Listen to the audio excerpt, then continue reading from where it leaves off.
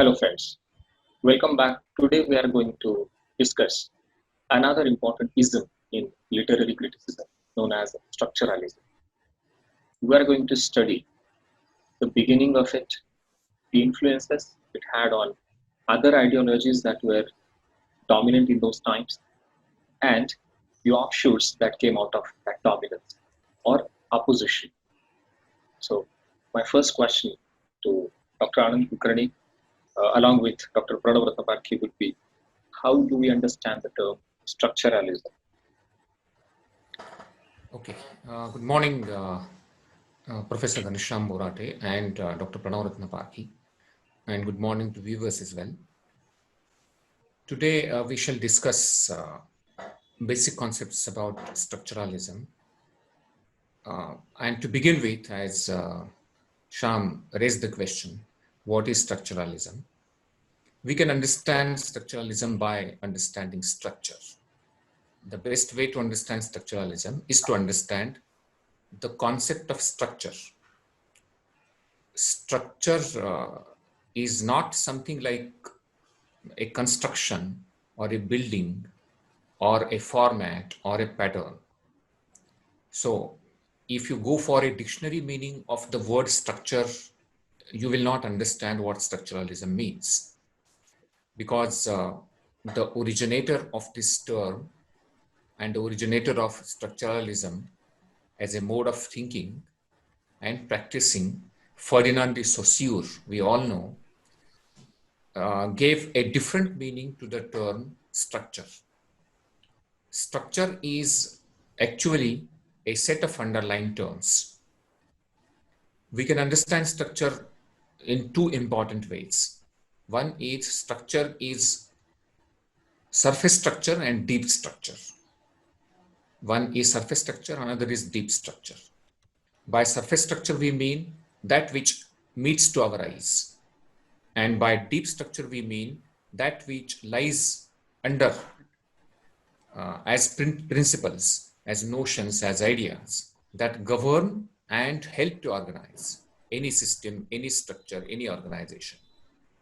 So a very simple way to know structure is this, that we can understand it by understanding its two types, surface structure and deep structure. We shall take an example. Imagine that there is a computer. Now there are different types of computers in the world, different types of computers and computers of different makes. But the basic and underlying principles of computers are the same. So what appears to our eyes is actually the physical form, the surface structure. And the underlying principles that help the computer work, to help it function, are actually nothing but the deep structures, the underlying principles that help to make the computer come into existence. In very simple terms, we can say hardware of the computer is surface structure. Software of the computer is deep structure.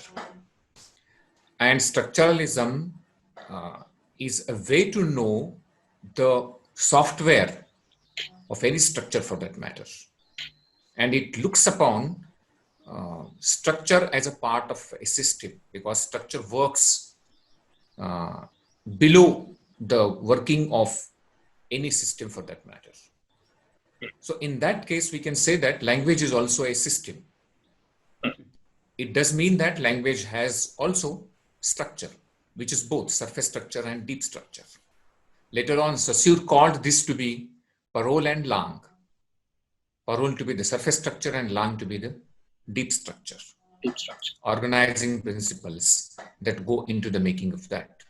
So if you ask me what is structuralism, I would say, with this understanding of structure, now we can say that structuralism is a study of system of science. In a very simple way, we can say it. And structuralism is more about language and less about any other systems. Even though later on, the ideas of structuralism were applied to different forms of different disciplines and branches of knowledge. For example, structuralism was applied to psychology, to anthropology, to philosophy, to literature, to linguistics, and all that. So those are later on applications of structuralism. But the basic idea is that it is a system. It believes that it is a system and that it is a system of science. So structuralism is a very logical, systematic study of the working of language. That is a very simple way of doing it. Though there is nothing simple about structuralism. This is an attempt to know it, because it is full of subtleties and nuances, and it is a very complex thing. Yeah. Because Saussure for the first time was trying to rationalize language, trying to create theory of language, which before him was not there. We shall go to, if you allow me. Yes, sir. Saussure's main ideas we can take. Yeah. We shall move towards Saussure's ideas, Before that, we have to understand what was there before Saussure. I would say the study of literature before Saussure was mostly literary, it was mostly historical, it was mostly social, and it was least linguistic. That is, it was not language oriented. With Saussure, there was a massive change, a sea change in the study of literature. Because then you can say that structuralism was a linguistic term, to use a very appropriate term, that structuralism was a linguistic term in the beginning of the 20th century, and it spread into different parts, and either critics followed it or critics opposed it. But then structuralism was such a heavy influence over the critics and writers that they had to take sides for or against. And we can also look upon structuralism as a complete break away from the traditional criticism. With the rise of structuralism, we enter into the world of theory. And the reason perhaps is this, that structuralism made the study of language important. So, and it looked upon literature as a construction of language or linguistic construction. This was something which was very new to the study of literature.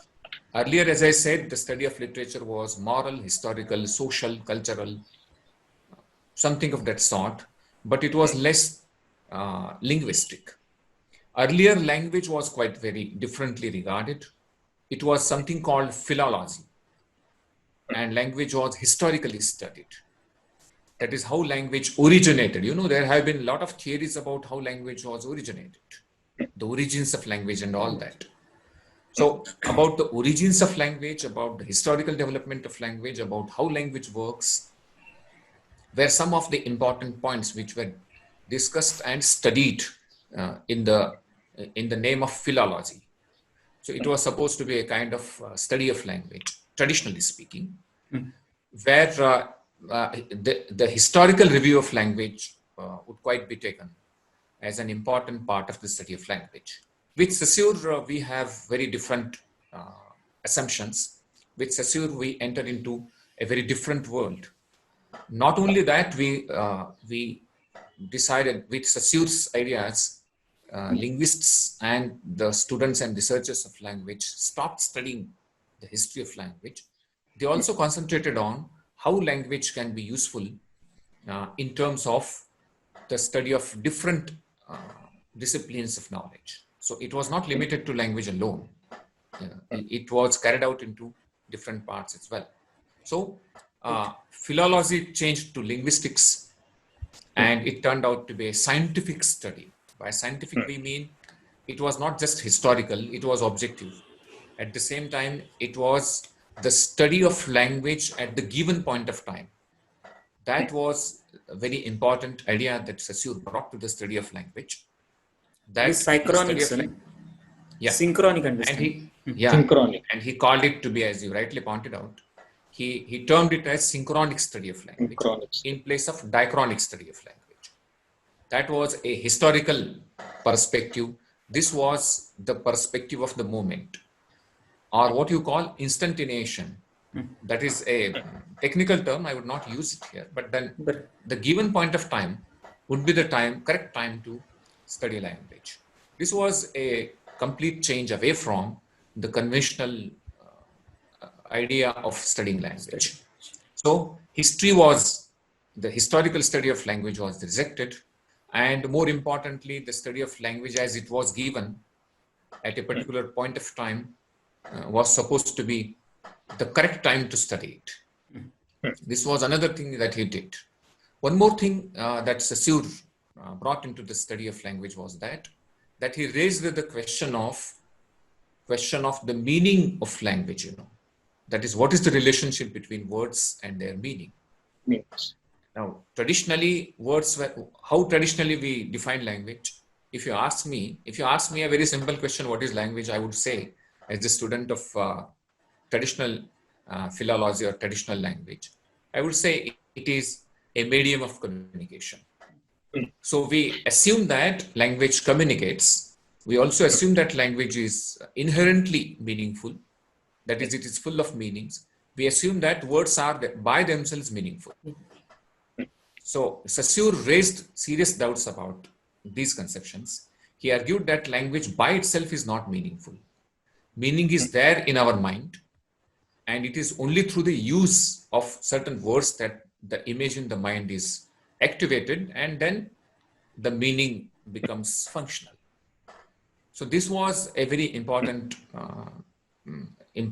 assumption important idea that he brought into the study of language.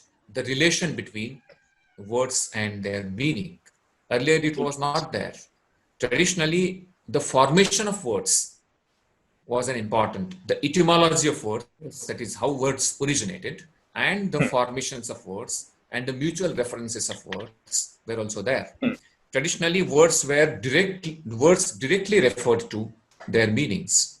With Saussure, words stopped referring directly to the meaning. Words were supposed to be, the relation between words and meaning was supposed to be arbitrary. So that there was something called a revolutionary change into the understanding of language, how language works and how words are related to one another, and also how words are related to meaning. What Saussure later on did was, he not only talked about the relationship between words and their meanings, he also talked about the relationship between words and words. Yeah. Between words and their meaning. So these were the two important notions that he introduced, which he later on called to be sign, to use the technical term that he used in terms of signifier and signified. So diachronic approach was rejected, synchronic approach was followed. The relationship between words and meaning was rejected, and it was conceived to be arbitrary. Later on, words were also related to words, because as I earlier said, our definition of language is communication of ideas, opinions, feelings, thoughts. Saussure's definition of language is quite different. If you ask Saussure what is the definition of language, Saussure would define it this way. Saussure would say that language is a system of signs.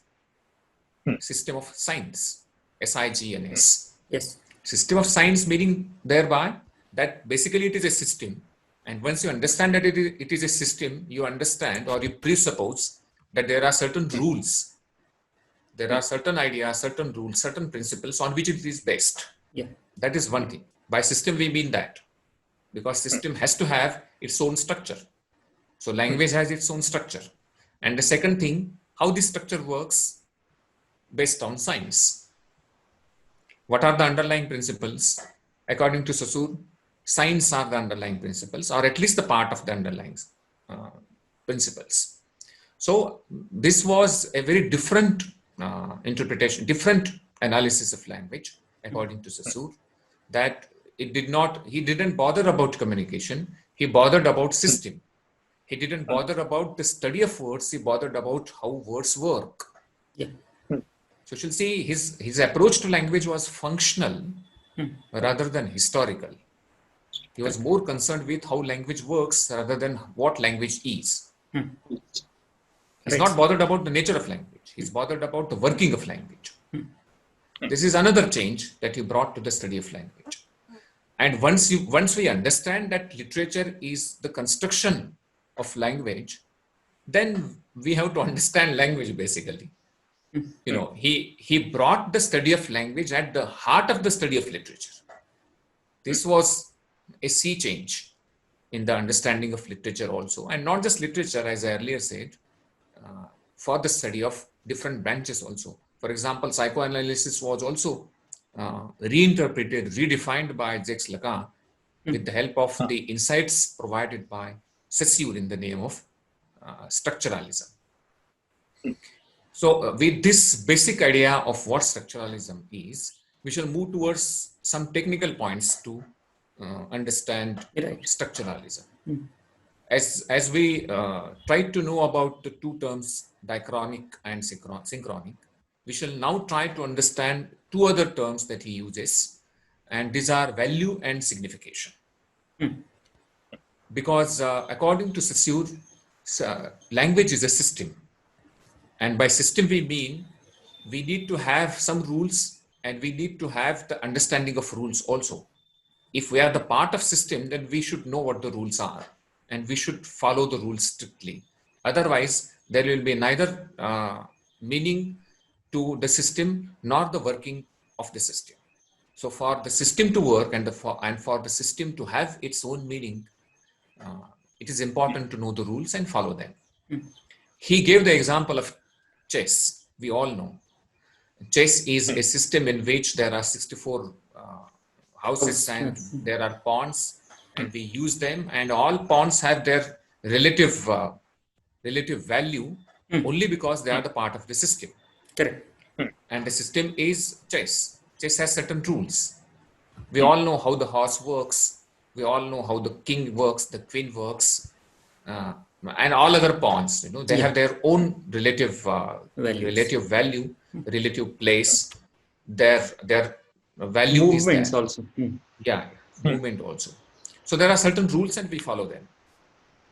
Once you take the pawn out of the system, you know, the pawn doesn't have any value.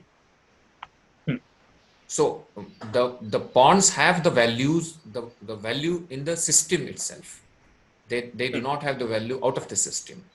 So words like pawns have the value, meaning thereby have the value and meaning both only when they are in the system. Once they are out of the system, and what is the system? Language. Once they are in the system of language, words have meanings. Once they are out of the system, they don't have. So by value, we mean the relation of a sign to other sign. By value, we mean, that is Saussure intended that there is a relation between a sign and another sign. One sign and another sign. Whereas signification is the relation between signifier and signified. Right. We have to understand these two terms. This is relatively difficult to understand at the first go, but once we get into it, you know, it's quite easy. Let me repeat what I said. Value is the relation between one sign and the other sign. Whereas signification is the relationship between between signifier and signified. Now, what is this sign? According to Saussure, sign is a composite unit, the basic unit of language. Language as a system, it is a basic unit of language. Sign comprises of two aspects. One is signifier, another is signified.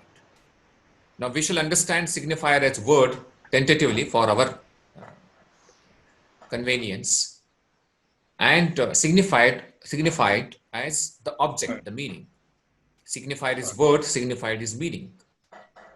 Signifier is sound image and signified is concept, to use Saussure's words. So for the sake of our understanding, now we shall use signifier as word and signified as meaning. Concept. So value is the relation between a sign and another sign, whereas signification is the relation between signifier and signified, that is between word and meaning. Once we understand these two terms, we better understand what he means by language as a system of signs. So this is a preliminary understanding of what he meant by sign and by language as a system of signs. Now, this is not limited just to this. Now, what are the rules then that we have to understand? If Saussure argues that language is a system of signs, then what are the rules of science system? Then he turns towards the two other very popular and quite often used in different studies, across the disciplines. The first term, of course, being langue, the other being parole. Langue is a set of principles, underlying set of principles that governs the working of the structure, the working of system. For example, langue can be understood as certain principles, certain notions, certain ideas, certain rules that work towards organizing the functioning of any system. For our consideration, the system of language. We shall take a very simple example. For example, if we say Sachin plays cricket, this is a very simple example, sentence in which we can understand that there is a proper construction, a proper order is maintained. While we use this sentence, we are not quite often aware of, the users are not quite often aware of the underlying principle based on which this sentence is patterned, it is structured. When we use the words in any language, we are not bothered about their underlying principles. We just articulate them, we utter them, we speak the words. But if we want the words to become meaningful, if we want our speech to become meaningful, then we should use them in particular order. For example, we use subject plus verb. In this case, we use subject plus verb plus object. Sachin plays cricket. So this subject plus verb plus object can be understood as the part of deep structure or langue, for that matter. This is langue. We are not quite often aware of this, but this works. Based on this, we can use so many utterances. We can bring in words and words become meaningful. Now, Sachin plays cricket is actually an utterance and we can call it to be parole. The actual usage of words, that is how language actually works, is what parole is, and what helps language work invisibly is what langue is. This is how we have to understand langue and parole. These are the two terms that we have to understand. There are so many terms, in fact, that Saussure introduced. But these are some of the important ideas that we have to understand as far as structuralism is concerned. So what about the meaning problem? The basic, I think, orientation about Saussure's ideas, we have to understand ultimately with the meaning, because he takes that entire approach that meaning is multiple and it is not singular kind of thing. So if you could briefly elaborate us on that. Very true. It's important that we have to understand that Saussure did not believe that words are by themselves meaningful. Traditionally, it was believed that words are meaningful. Saussure, for the first time, brought to the notice of the world that words are by themselves naturally not meaningful. That there is no inherent meaning in the words. Meaning is to be activated into the words, or meaning is to be invested into the words. Now, how can this be done? According to him, with the help of the principle of arbitrariness. He used the term arbitrariness. So that is illogical. That we have to understand that there is not a systematic way of knowing how words become meaningful. But then his interpretation was this, that words acquire meaning only through their usage. He called it to be social convention. The first thing that we have to understand about meaning, the relationship between words and meaning, is the social convention. It is through the usage that the words acquire their meaning. And one more important thing is that the meaning is there in our mind in the form of its image. Once we use the word, say for example, if I use a word like fan or computer, the moment I utter the word, the particular image related to fan or computer in the mind of the listener gets activated, and then the communication becomes possible. That is, then the meaning is communicated or conveyed. So this way, there is a kind of activation of meaning Meaning is activated. Meaning is not inherently there. Right. That is why you shall see that there are two other terms that Saussure introduced, which we shall understand in a short while, related to meaning. But then we should understand that in the traditional terms, the relation was referential. The relation between words and meaning was referential. With Saussure, it was relational. It was not referential. He brought in the idea of relationality. That is, there was relativity. The element of relativity is there. For example, Association, if we that is. use the word, yeah, it is an association.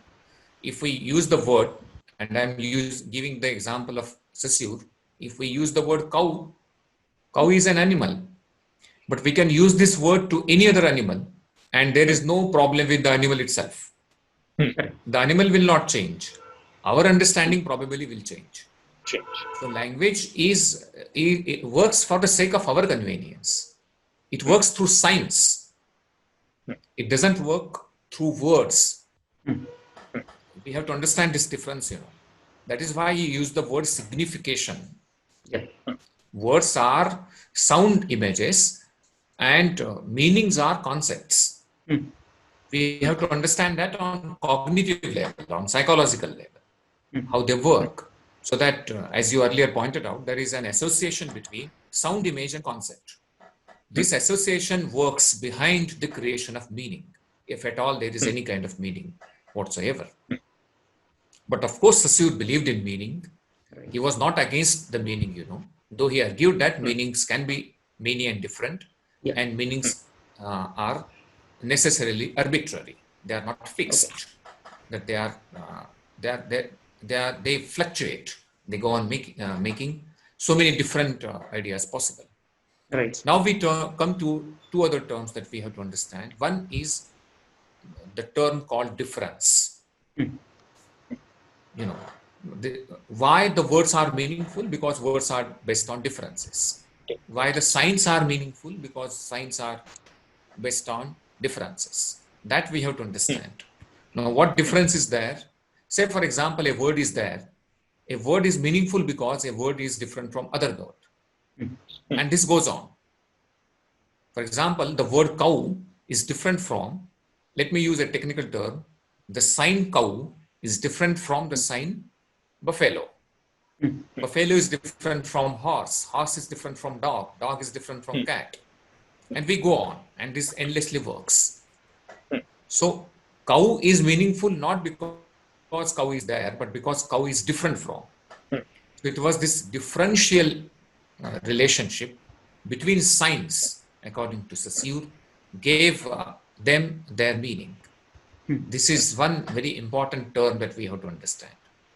So the relation between word and meaning is not just relational, it is differential also. Meaning is based on differences. And this is directly related to value and signification. The difference is something which is very important according to Saussure. This finally takes us to the understanding that language is a stable and closed system. That we have to understand. Saussure's idea of language is this. According to Saussure, language is stable. And language is closed. That is, he was not bothered about the extra linguistic concerns in the study of language. And this was the point of contention for many who believed that language is a public activity and not a private matter. You shall see, along with Saussure, there was a parallel development in the study of language by Mikhail Bakhtin. So Bakhtin produced another version of the study of language, which was clearly opposite to the theory that Saussure had proposed. So Saussure looked upon language as a closed and stable and fixed system. Bakhtin looked upon language as a progressive, open system, which is not fixed in any sense and which is a public activity and not a private matter for that understanding. So while you understand Saussure idea of language, you have to understand that Saussure's idea of language was based basically on the notion of difference and the notion of arbitrariness. The two terms are important, Right. and they help us to know how, according to Saussure, language can be studied at any point of time, and that language has not developed over a long period of time. That language does not develop. Language works. That is it. And language should be studied from the point of view of its working, Right. from the view of its functioning, and not its nature, and not what made language originate, and all other things. So I think this is how we have to understand. So this is a very pragmatic basics of- approach by Saussure, I think. Yeah, Going in without Close into to the that. yeah, close to that. yeah, Okay, sir. close to that. I think, of course, we can continue to discuss this in different aspects. But at the end of this session, I would like to ask you that how, especially this theory of structuralism or these notions of structuralism, help researchers and especially teachers in teaching literature or in doing some kind of research in literature. For teachers and students, I think the best way to know structuralism is to know how language is at the base of all activities in literary studies. So we have to keep language at the center and then try to understand. In case of researchers, I think structuralism is not an attempt at interpreting. It is an attempt at exploring the workings of literary works, how literary works function, how they are organized, how they are structured, and the way they are structured contributes in some way towards their meaning. In other words, we can say that structuralism, the structuralist study of literary works, is based on the study of linguistic conventions, linguistic workings in literary works. We have to understand that the conventions in language, the practices in language. So for researchers, it is mandatory, if they are interested in doing a structural study of any literary work, that they should start with the very basic assumption that study of literature is in fact the study of language. Because literature is construction in language. It is a linguistic construction. We have to start with that. And then how language works, how literary works are structured, and how the way they are structured helps understand the literary works. So both the conventions in language and the structure are the two important points I think the researchers should keep in mind while they move on or they proceed the study of literary works. I shall make a passing reference within a couple of minutes. You can follow either Vetan Todorov or you can follow Jonathan Culler. Culler's model of studying literary texts with the help of structuralist idea can be a very useful way of doing that. At least it provides a frame for us to understand. And Todorov provides another frame called structural study of narratives. So he talks about narratives and Culler talks about literary competence. We shall talk about these things later because that will take us into a different arena. But I think the researchers should start with the basic assumption that it is the study in language and not in the traditional sense of the study in literature. One thing that structuralism did well was this, that it virtually terminated the differences or the unnecessary walls that were created between language and literature.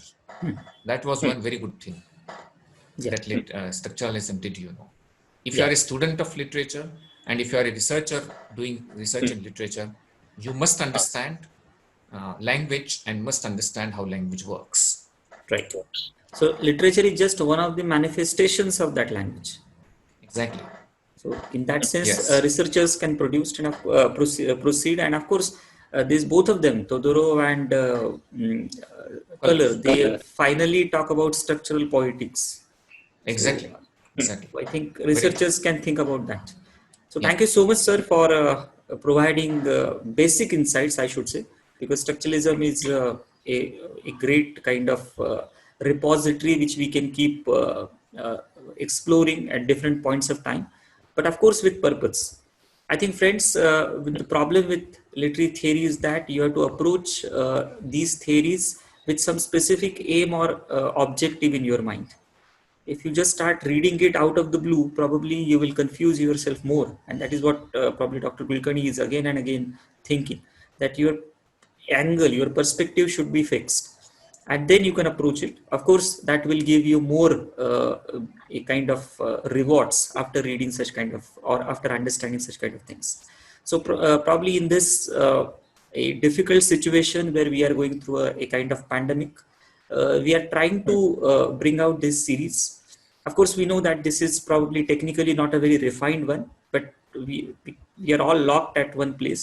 So we are trying to explore this opportunity where somebody like a stature of Dr. Anand Kulkarni is available to us, and he's readily agreed to speak on these basic ideas for benefit of the students, researchers, and of course the teachers also. And the basic reason, of course, behind this is his tremendous urge to popularize this subject. So we are all students of literary theory and criticism, and we want that this subject should be approached by the students not as something difficult or complex, and therefore they should reject it, but something which has got a tremendous potential to, in a way, impact all the entire way of your thinking, rather. So we become not just a students of criticism, but at some point of time we become we develop a sort of critical perspective about all the things, not only about literature, but about other things in life also. So I think this is the purpose of Dr. Anand Kulkarni, and we all are working towards that. So I thank Dr. Kulkarni for sparing the time. I thank Ganesham for being a part of this entire venture. And of course, I thank the viewers for being with us always. So please watching coming episodes of Crit Talks, and keep subscribing to our channel, Wise Words. Thank you so much.